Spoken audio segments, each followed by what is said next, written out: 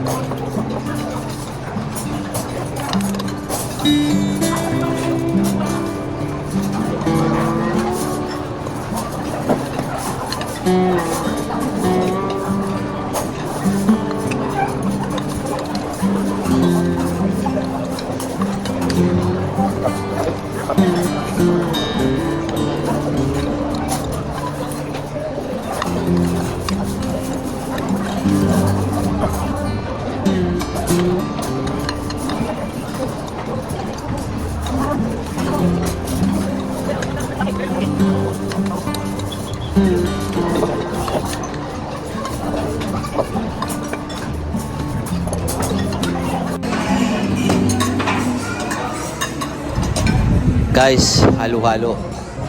Ito. Nagustuhan ko pala yung halo-halo nila. Pino ang yelo at saka yung lahok. Sarap. Lalo na yung sangkap na langka. Yan, paborito ko yung langka, guys. Kaya enjoy ako dito sa halo-halo.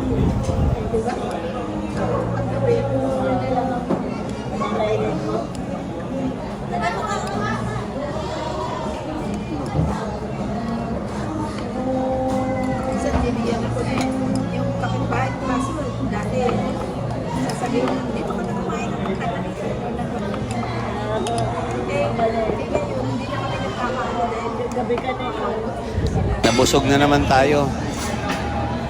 Dito lang yan sa Robinsons, Manila. Pagkatapos namin kumain, umikot-ikot ng konti dito sa mall. So, nagpalipas ng oras. May pinuntahan kami dito sa Top Avenue. Ito yung Cali Cafe. Ayan guys, coffee is live. So let's enjoy drink coffee and bonding here in Cali Cafe. Yung place nila guys, maganda yung ambience. At saka marami nagkakape dito. Mostly mga student.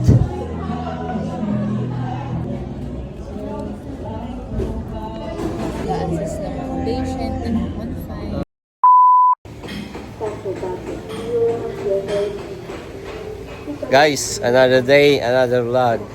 Yan. Pauwi na kami. Galing kaming Manila kahapon. So, may inasikaso. So, ngayon guys, nandito kami sa Padre Pio, sa Santo Tomas, Batangas.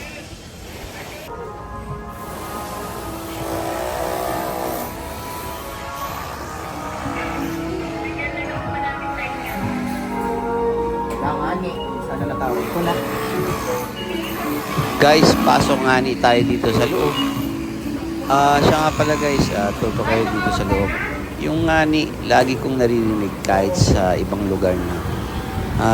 Siguro, nag-viral kasi yan dati. So, yan ay salitang Marinduqueño.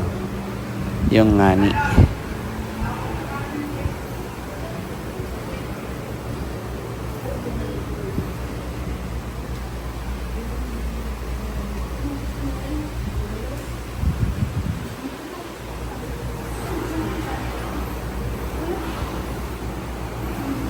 Guys, first time ko ring umikot dito sa loob ng Padre Pio. Ang alam ko, isa lang yung pinakang simbahan nila. Pero nung umiikot ako dito, meron doon sa may kaliwang side na another church.